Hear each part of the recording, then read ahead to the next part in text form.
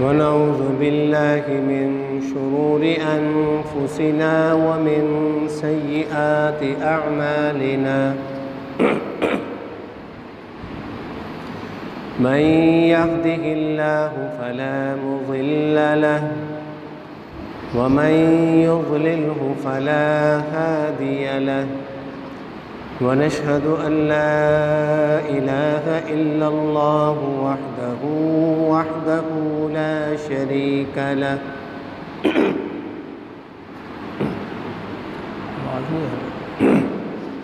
ونشهد أن سيدنا وسندنا ومولانا محمدا عبده ورسوله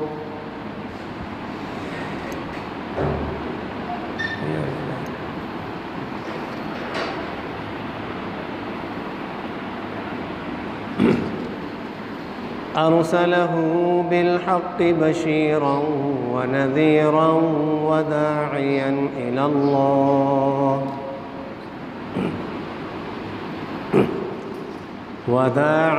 إلى الله بإذنه وسراجا منيرا. قال الله تبارك وتعالى في كلامه المجيد والفرقان الحميد: محمد رسول الله والذين معه أشداء على الكفار رحماء بينهم. صدق الله مولانا العظيم وصدق رسوله النبي الكريم ونحن على ذلك من الشاهدين والشاكرين والحمد لله رب العالمين. يا رب صل وسلم دائما أبدا على حبيبك خير الخلق كلهم. رب اشرح لي صدري ويسر لي أمري واحلل عقدة من لساني يفقه قولي. رب زدني علما رب زدني علما رب زدني علما.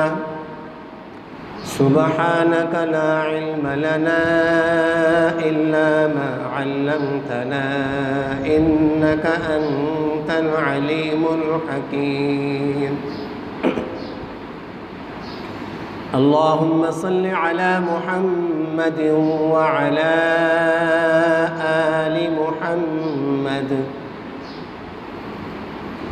كما صليت على إبراهيم وعلى آل إبراهيم إنك حميد مجيد. اللهم بارك على محمد وعلى آل محمد كما باركت على إبراهيم وعلى آل إبراهيم إنك حميد مجيد. मेरे मुअज़्ज़ज़ सामीन हाज़िरीन, मुहर्रमुल हराम की आज 8 तारीख़ है, जुमातुल मुबारक है। एक दो बातें मुहर्रमुल हराम के हवाले से और फिर कुछ बातें अर्ज़ करनी है। सहाबा इकराम और अहले बैत का आपस में ताल्लुक़ और रिश्तेदारी क्या है। मुहर्रमुल हराम के हवाले से हमारे लिए हुक्म क्या है, हमने इन दिनों में करना क्या है।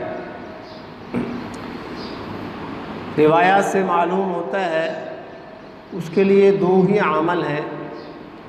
नबी करीम सल्लल्लाहु अलैहि वसल्लम जब हिजरत फरमाकर मक्कातुल मुकर्रमा से मदीना मुनव्वरा तशरीफ़ लाए तो आपका ये पहला मुहर्रम था, मुहर्रम के दिन चल रहे थे। तो जब 10 मुहर्रम आया तो मदीना के यहूदियों को देखा कि वो रोज़ा रख रहे हैं। तो हज़ूर नबी करीम सल्लल्लाहु अलैहि वसल्लम ने पूछा, ये क्या दिन है, ये कैसा दिन है जिस दिन आप रोज़ा रख रहे हैं? तो सहाबा इकराम रज़ी अल्लाहु अन्हुम अजमाइन ने अर्ज़ की कि या रसूलुल्लाह, ये वो दिन है कि मूसा अलैहिस्सलाम और उनकी कौम को फ़िरौनियों से इस दिन निजात मिली थी। उसके शुक्राने के तौर पर मूसा अलैहिस्सलाम भी रोज़ा रखा करते थे। तो लिहाजा मूसा अलैहिस्सलाम की इस सुन्नत को जारी करते हुए यहूदी भी रोज़ा रख रहे हैं। तो हज़ूर नबी करीम सल्लल्लाहु अलैहि वसल्लम ने फरमाया कि मूसा अलैहिस्सलाम हमारे भाई हैं और हम इसके ज़्यादा मुस्तहिक़ हैं कि हम भी रोज़ा रखें। तो लिहाजा हम भी इस दिन रोज़ा रखेंगे। और एक रिवायत में आता है कि आका अलैहिस्सलातु वस्सलाम ने फरमाया कि हम चूँकि मुसलमान हैं, यहूदियों की मुखालफत करेंगे, एक रोज़े के साथ दूसरा भी मिलाएंगे। और एक रिवायत में यूँ फरमाया कि अगर मैं आइंदा साल ज़िंदा रहा तो 10 मुहर्रम के साथ 9 मुहर्रम का भी रोज़ा साथ रखूँगा। तो फुक़हा कराम फरमाते हैं कि मुहर्रमुल हराम के रोज़ों की बहुत फजीलत है। एक रिवायत में आता है कि पिछले गुज़रे हुए पूरे साल के गुनाह अल्लाह पाक माफ़ फरमा देते हैं इस रोज़े की बरकत से। तो एक अमल तो रोज़े का है जो मुहर्रमुल हराम के इन दिनों में यानी 9 और 10 या 10 और 11 यानी 10 के साथ या 9 का रोज़ा मिला लिया जाए या 11 का मिला लिया जाए। और दूसरा अमल है अपने घर वालों पर अपनी वुसाअत के मुताबिक फराखी करना, यानी जितनी अल्लाह ने हिम्मत दी हो इस दिन अच्छा खाना पका के घर वालों को खिलाना। और घर वालों को भी खिला सकते हैं और घर वालों के साथ अहले महल्ला को, रिश्तेदारों को भी शरीक कर सकते हैं। इसके अंदर भी बड़ा अजर है। ये जो इन दिनों में खाना पका कर के करबला के शुहदा के लिए, उनके इसाले सवाब के लिए खाना पका के बांट देते हैं, खैरात करते हैं, ये सवाब है, इजाज़त है, लेकिन ज़रूरी नहीं है। हाँ, इसके अंदर भी जैसे अल्लाह के नबी सल्लल्लाहु अलैहि वसल्लम ने रोज़े में, रोज़ा चूँकि इबादत है, इबादत के अंदर यहूद की मुखालफत की है, मुशाबहत नहीं की, मुशाबहत से बचने का हुक्म दिया है। तो हमें भी सदक़े खैरात में रवाफ़िज़ से, ख़वारिज से बचने की कोशिश करनी चाहिए। इस अंदाज से हमें सदका खैरात करना चाहिए कि गैरों से मुशाबहत ना हो, क्योंकि नबी करीम सल्लल्लाहु अलैहि वसल्लम ने फरमाया मन तशब्बह बिक़ौमिन फ़हुव मिन, जो जिस कौम की मुशाबहत इख्तियार करेगा वो उन्हीं के साथ समझा जाएगा। तो बाकी इसके अलावा तमाम रसूमात हैं, बिदआत हैं और खराफात हैं। इन तमाम चीज़ों से हमें बचना चाहिए, इनसे परहेज़ करना चाहिए। और ख़ास तौर पर मातमी जुलूस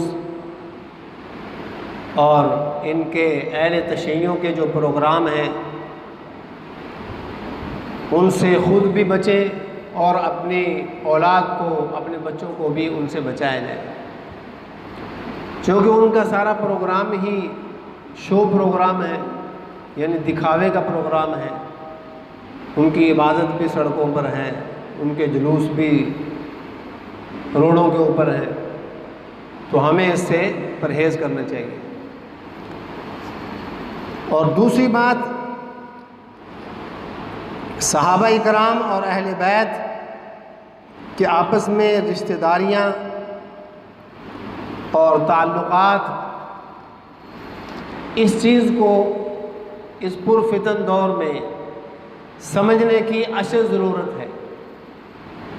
चूँकि सहाबा इकराम और अहले बैत उज़्ज़ाम ये दोनों वो मुक़द्दस जमातें हैं कि जिनका इंतखाब अल्लाह ने किया है। जैसे कोई अपनी मर्ज़ी से नबी नहीं बन सकता, ऐसे ही कोई अपनी मर्ज़ी से ना सहाबी बन सकता है, ना हज़ूर पाक सल्लल्लाहु अलैहि वसल्लम के ख़ानदान में पैदा हो सकता है। तो ये अल्लाह का इंतखाब है। हम चूँकि अहले सुन्नत हैं, तो अहले सुन्नत के नज़दीक सहाबा और अहले बैत ये हमारे ईमान का हिस्सा है। फरमाया कि एक आँख हमारी, दो आँखों से हम देखते हैं ना, एक आँख से जो देखना है वो अधूरा है। दोनों आँखों से जब आदमी देखता है तो मिसाल से बात ये समझाई गई कि हमारी एक आँख सहाबा इकराम है और दूसरी आँख अहले बैत उज़्ज़ाम है, और दोनों का आपस में शीरो शकर था।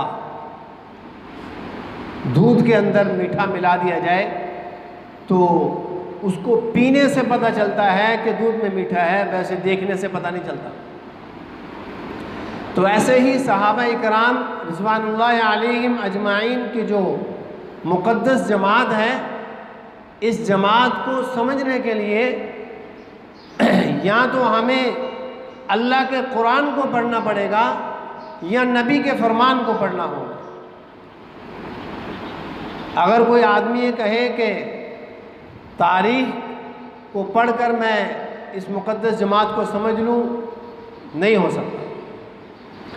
आप अगर तारीख़ के आईने में सहाबा इकराम और अहले बैत उज़्ज़ाम को देखेंगे तो आप राह रास्त से हट जाएंगे, आप गुमराही की तरफ जाएंगे। क्योंकि तारीख़ अक्सर रवाफ़िज़ ने लिखी है। तारीख़ के लिखने वाले अक्सर जो है वो गैर सिक़ा लोग थे, गैर एतमाद वाले लोग थे और गैर ईमान वाले लोग थे। तो अल्लाह रब्बुल आलमीन ने इस मुक़द्दस जमात का इंतखाब किया और इसको हमारे लिए मयार हक़ करार दिया। अल्लाह पाक सहाबा इकराम की तारीफ़ फरमा रहे, मुहम्मदुर रसूलुल्लाह वल्लज़ीना मअहू अशिद्दाउ अलल कुफ़्फ़ारि रुहमाउ बैनहुम, कि ये सहाबा इकराम की सिफ़ात है, ये ईमान वाले की सिफ़ात है कि मोहम्मद अल्लाह के रसूल है, मोहम्मद सल्लल्लाहु अलैहि वसल्लम अल्लाह के रसूल है। इसका ईमान वाला दिल से भी इकरार करता है, ज़बान से भी इकरार करता है और दिल से तस्दीक करता है और अपने ईमान का हिस्सा समझता है। वल्लज़ीना माअहू, और जो हज़ूर पाक सल्लल्लाहु अलैहि वसल्लम के साथ मुक़द्दस जमात यानी सहाबा और अहले बैत हैं, अशिद्दाउ अलल कुफ़्फ़ार, वो काफिरों के मुकाबला में सख्त है, काफिरों के मुकाबला में सख्त है। रुहमाउ बैनहुम, आपस में इंतहाई नरम है।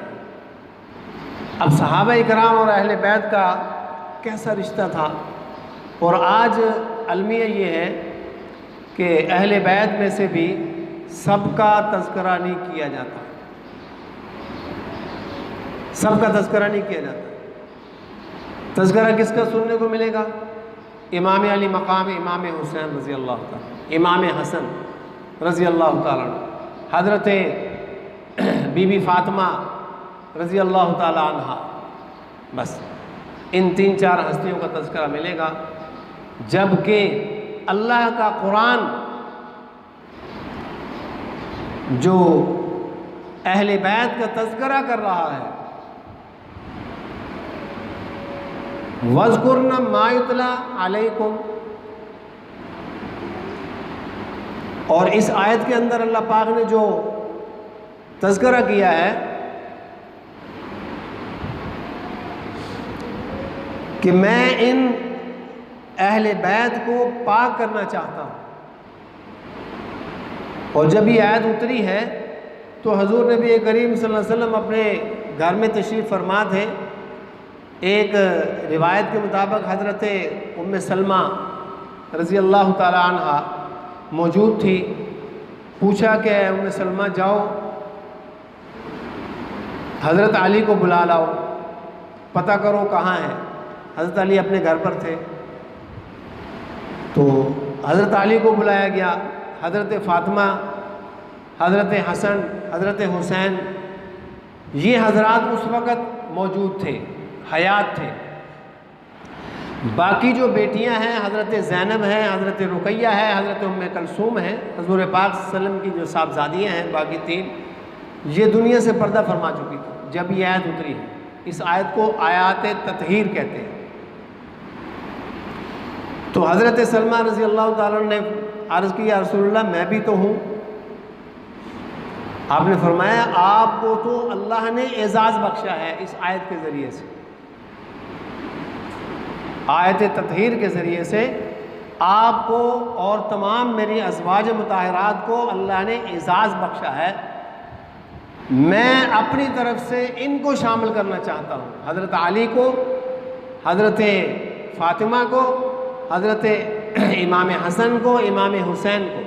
इमाम मोहसिन जो थे वो बचपन में इंतकाल कर गए थे। जब ये आयत उतरी है उस वक़्त इमाम मोहसिन भी अल्लाह को प्यारे हो गए।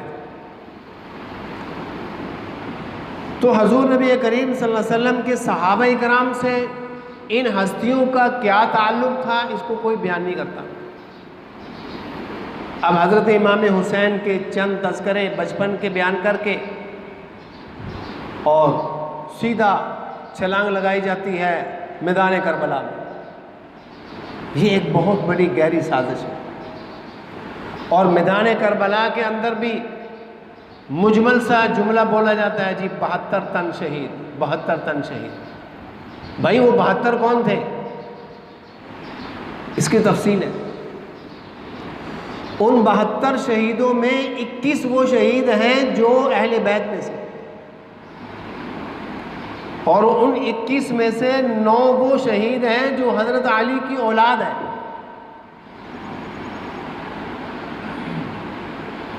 जो हज़रत अली के बेटों में से।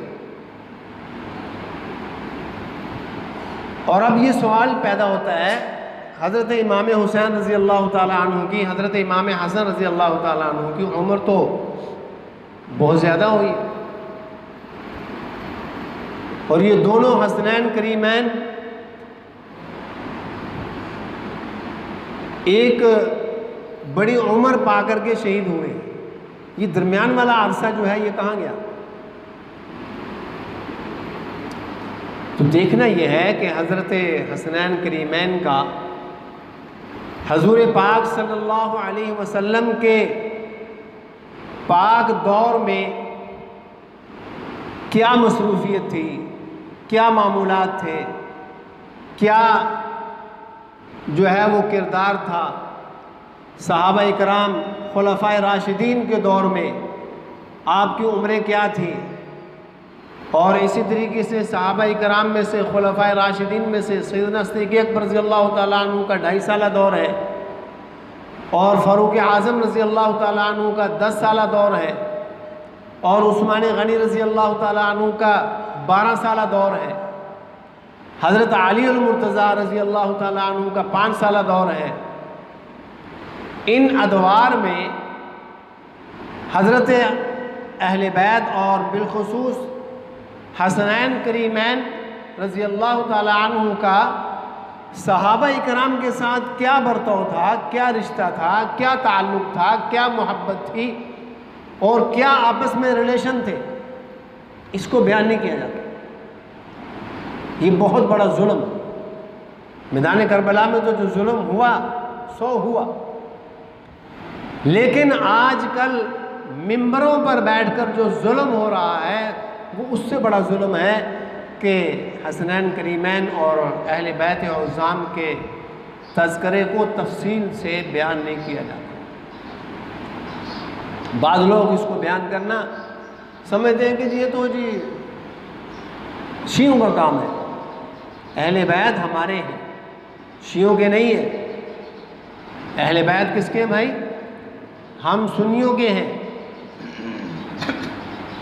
और हसनैन करीमैन हमारे हैं, 5 तन पाक हमारे हैं, 12 इमाम हमारे हैं।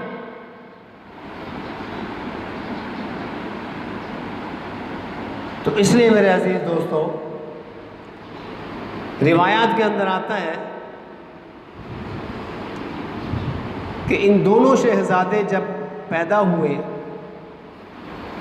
दोनों शहजादों के पैदाइश के मौके पर हजूर नबी करीम सल्लल्लाहु अलैहि वसल्लम को बुलाया गया।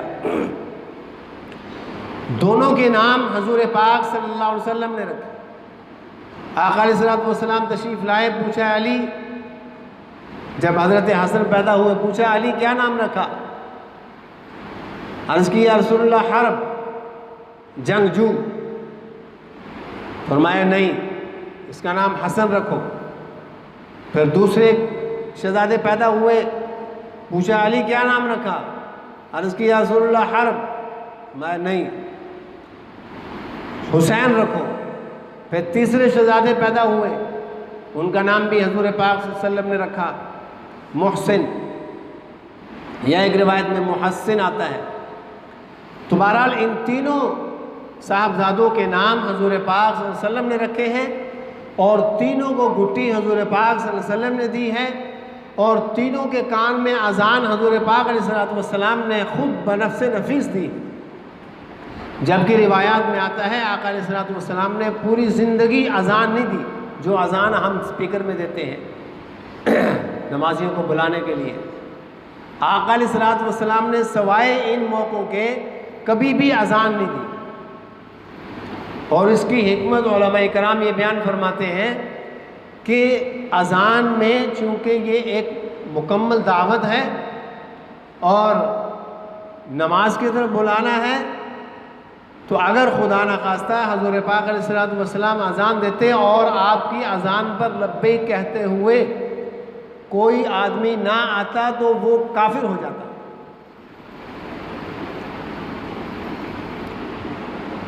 अब रिवायात के अंदर आता है हसनैन करीमैन ने प्यारे पैगंबर सल्लल्लाहु अलैहि वसल्लम के गोद में अपना बचपना और कलमा शरीफ सीखा है। 6 कलमे हजूर पाक से सीखे हैं। हज़रत इमाम हसन फरमाते हैं कि हमने अपने नाना जी से 6 कलमे सीखे। हमने दुआए क़नूत नाना जी से सीखी है। हमने जो है वो वुज़ू का तरीक़ा नाना जी से सीखा है। हाँ जी, ये तमाम वाक़यात हैं। फिर इसके बाद सैयदना सिद्दीक़ अकबर रज़ियल्लाहु ताला अन्हु का दौर आया। सैयदना सिद्दीक़ अकबर रज़ियल्लाहु ताला अन्हु नमाज़ पढ़ा करके असर के बाहर निकलते हैं तो दोनों शहज़ादे बाहर खेल रहे हैं। आपने प्यार से उनको उठाया, चूमा और फरमाया कि बेटे, हज़रत अली साथ थे, फरमाया कि अली बेटे तो आपके हैं लेकिन शक्ल इनकी नाने के साथ मिलती है।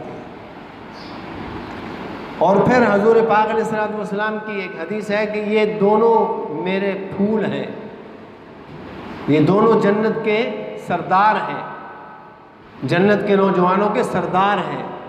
और फरमाया कि अल्लाह मैं इनसे मोहब्बत करता हूँ, तू भी इनसे मोहब्बत कर, और जो इनसे मोहब्बत करे उनसे भी तू मोहब्बत कर, और जो इन मेरे शहजादों से मोहब्बत ना करे तो उनसे बुग़्ज़ रख। और अल्लाह के नबी ने लानत फरमाई है कि जो मेरे अहले बैत और बिलखुसूस मेरे इन शहजादों से बुग़्ज़ रखे, अल्लाह की उन पर लानत हो।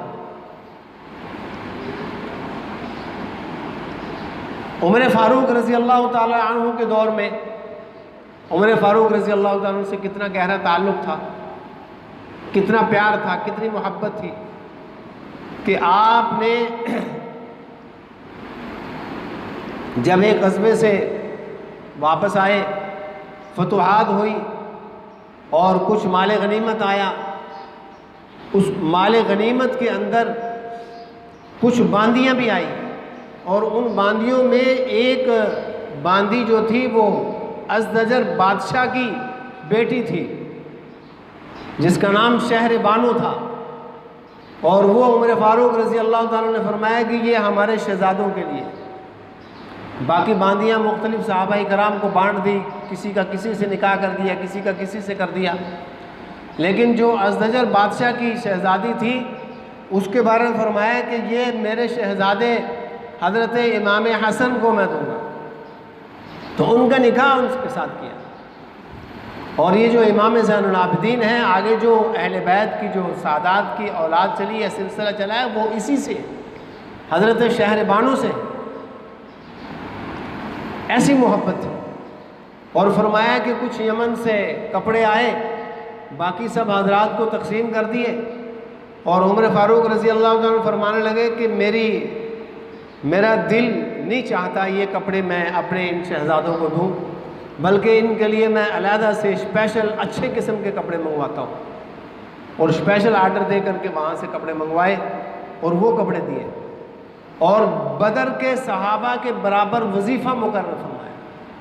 उस दौर के अंदर जो 5000 दिरहम वजीफ़ा था, बदरी सहाबा के बराबर वजीफ़ा दिया। और इतना ख्याल फरमाया करते थे कि एक मरतबा हज़रत उमर फ़ारूक रज़ी अल्लाह ताला ने फरमाया कि मैं बहुत कोशिश करता हूँ कि मैं पहले सलाम करूँ, लेकिन ये शहज़ादे मुझे पहले सलाम कर देते हैं। और एक मरतबा पूछा गया कि आप छुप कर बैठ गए कि अभी हज़रत इमाम हसन आएंगे तो मैं उनसे सलाम करूँगा। तो छुप कर बैठे हुए थे। तो जैसे ही इमाम हसन नज़दीक आए तो फ़ौरन सलाम कर दी, पहले सलाम कर दी। और इसी तरीके से एक रिवायत के अंदर आता है कि आप अमीरुल मोमिनीन हैं, आपके पास हर एक को आने की इजाज़त नहीं होती थी। दरवाजे पर एक आदमी खड़ा होता था, लेकिन इन शहज़ादों के लिए उमर फ़ारूक रज़ी अल्लाह ताला अन्हु की तरफ से खुली इजाज़त थी कि आपने इजाज़त नहीं लेनी किसी से, आप बग़ैर इजाज़त के मेरे पास आ सकते हैं। ये एक इम्तियाज़ था, ये एक शान थी। इसी तरीके से हज़रत अबू हुरैरा रज़ी अल्लाह ताला अन्हु एक जनाजे से वापस आए। हज़रत इमाम हसन रज़ी अल्लाह ताला अन्हु तशरीफ़ फरमा है और सफ़र की वजह से थकावट है और जिस्म पर, चेहरे पर गर्दो गुबार पड़ा हुआ है। तो हज़रत अबू हुरैरा रज़ी अल्लाह ताला अन्हु अपनी पगड़ी उतारते हैं, हज़रत इमाम हसन के जूते और पाँव मुबारक साफ़ करना शुरू कर देते हैं। तो हज़रत इमाम हसन ने फरमाया कि चाचा जान मुझे शर्मिंदा ना करें, आप हमारे बुज़ुर्ग हैं, नाना जी के सहाबी हैं, आप बड़े हैं, तो आप ये काम न करें। तो हज़रत अबू हुरैरा रज़ी अल्लाह ताला ने फरमाया कि मैंने तेरे नाने से ये बात सुनी है कि जो मेरे इन शहज़ादों से मोहब्बत करेगा, प्यार करेगा, मैं उससे मोहब्बत करूँगा, अल्लाह तू भी उनसे मोहब्बत कर। तो ऐसा मोहब्बत थी, ऐसा प्यार था। और उस्मान गनी रज़ी अल्लाह ताला का दौर अगर आप देखें, हज़रत उस्मान गनी रज़ी अल्लाह ताला के दौर में हसनैन करीमैन ने बाकायदा जिहाद किया है। मुख्तलिफ़ जगहों पर लश्करों की तश्कील हुई है और एक लश्कर के अमीर बनकर जिहाद में शरीक हुए। और ये बात भी मशहूर है, हज़रत उस्मान गनी रज़ी अल्लाह ताला का जब मुहासरा हुआ, जब बलवाइयों ने आपको शहीद करने के लिए आपके घर का मुहासरा किया है, तो उस वक्त उस मुहासरे को तोड़ने के लिए, बलवाइयों से और दुश्मनों से बचने के लिए हज़रत अली रज़ी अल्लाह ताला अन्हु बीमार थे। आपने इन शहज़ादों की ड्यूटी लगाई है कि उस्मान गनी रज़ी अल्लाह ताला की चौकीदारी करनी है, पहरा देना है, दुश्मन वार ना करे। और दुश्मन ने जब वार किया है, हमला किया है, तो उस हमले में ये दोनों शहजादे ज़ख्मी हुए, दोनों गिरे हैं।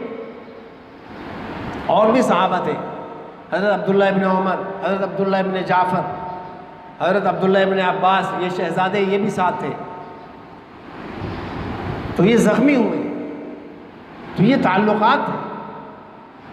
और फिर हजूर की बेटी हज़रत अली के घर, हजूर की बेटी हज़रत अली के घर, अली की बेटी हज़रत उमर के घर, और उमर की बेटी हजूर पाक के घर। ये रिश्तेदारियाँ थी। जब हम इन चीज़ों पर गौर करेंगे, ये बयानात करेंगे और ये सुनेंगे, और रवाफिज़ का रिफ्स खुद ब खुद अपनी मौत मर जाएगा, ख़त्म हो जाएगा। ये जो शकूक व शुबहात डाले जा रहे हैं कि एक जमात है वो उठती है, वो कहती है जी हम सहाबा को नहीं मानते, और दूसरी जमात है वो कहती है जी हम अहले बैत को नहीं मानते। अहले सुन्नत वो है कि जो सहाबा और अहले बैत दोनों को मानने वाले, क्योंकि नबी करीम सल्लल्लाहु अलैहि वसल्लम ने फरमाया कि मेरे सहाबा सितारों की मानद हैं और मेरे अहले बैत कश्ती नूह की तरह है। इसलिए मेरे अहले बैत की मैं आपसे और कुछ नहीं चाहता, आपसे मैं कोई अजर नहीं मांगता, मैं अपने अहले बैत की मवद्दत मांगता हूँ, अहले बैत की मोहब्बत मांगता हूँ। तो फरमाया कि अहले बैत का ख्याल करें, अहले बैत से मोहब्बत करें। तो हमें हजूर नबी करीम सल्लल्लाहु अलैहि वसल्लम के जो घर वाले हैं, जो अहले बैत हैं, अहले बैत में आपकी अज़वाज भी हैं, आपके नवासे भी हैं, और हज़रत अली रज़ी अल्लाह ताला अन्हु भी अहले बैत में शामिल हैं, हज़रत आले अब्बास भी हैं, आले अकील भी हैं, ये तमाम अहले बैत हैं। तो ये हमारे ईमान का हिस्सा है। तो सहाबा और अहले बैत ये दोनों का आपस में रिश्तेदारियाँ, ताल्लुक़ और आपस के अंदर जो है इंतहाई मोहब्बत और प्यार था। अब बहुत सारे लोग जो है वो मुसलमानों के अंदर ये वाक़यात सुना करके कि जी हज़रत अली और हज़रत अमीर माविया की आपस में जंग हुई, इसको बयान करते हैं। और ये जो जंग थी, इख्तिलाफ था, ये एहतजाजी तौर पर था। ये एक गलत यानी एक दूसरे के ख़िलाफ़ मुनाफिकीन ने जो है वो आपस में लड़ाने की एक चाल चली थी। जब इस बात की समझ आ गई तो जो शहीद होने वाले हैं दोनों के जनाजे इकट्ठे हुए, इकट्ठा पड़ा गया। बाद में अल्लाह पाक ने सबको माफ़ कर दिया, सुलह हो गई। हज़रत इमाम हसन रज़ी अल्लाह ताला अन्हु खलीफा बनाए गए, तो हज़रत इमाम हसन ने भी इन सारे मामलात को देखा कि मुसलमानों को आपस में लड़ाया जा रहा है। चूँकि उस वक़्त ये दौर तो था नहीं, आज तो एक मिनट में हम टेलीफोन पर एक दूसरे का पता ले लेते हैं और ख़बर की तहक़ीक़ कर लेते हैं। और कहाँ मुल्क शाम, कहाँ इराक़, बसरा और मदीना, कितना फासला था, और मुनाफिकीन आपस में लड़ा रहे। जब हज़रत इमाम हसन रज़ी अल्लाह ताला अन्हु को समझ आ गई कि ये तो हमें लड़ा रहे हैं, तो उन्होंने 40,000 का लश्कर लेकर हज़रत अमीर माविया की खिदमत में जा कर के उनके हाथ पर बैत कर ली, सुलह कर ली। और इसी सुलह के जुर्म में मुनाफिकीन ने आपको शहीद करवाया। एक औरत के ज़रिए से हज़रत इमाम हसन को जहर दिया गया और उसी में आप शहीद हुए। तो हज़रत इमाम हुसैन रज़ी अल्लाह ताला अन्हु जिनको पीर बनाए, तो हम भी उन्हीं को पीर बनाएंगे। और इमाम हुसैन रज़ी अल्लाह ताला अन्हु ने जिन पर तीर चलाए, हम भी उन्हीं पर तीर चलाएंगे। चूँकि हम हुसैनी हैं, हम यजीद को नहीं मानते, हमारा यजीद से कोई ताल्लुक़ नहीं है। यजीद पर और यजीदियों पर अल्लाह की लानत है, उन्होंने जुल्म ढाया। इमाम हुसैन रज़ी अल्लाह ताला अन्हु को शहीद किया धोखे से बुलवा कर। तो ये बड़ी लंबी दास्तान है, इसके ऊपर मैं इंशाअल्लाह आइंदा जुम्मा में अर्ज़ करूँगा। अल्लाह ताला से दुआ है अल्लाह पाक हमें सहाबा इकराम और अहले बैत उज़्ज़ाम की सच्ची मोहब्बत और उनकी मवद्दत और इत्तिबा नसीब फरमाए। व आखिर दावाना अनिल हम्दुलिल्लाह।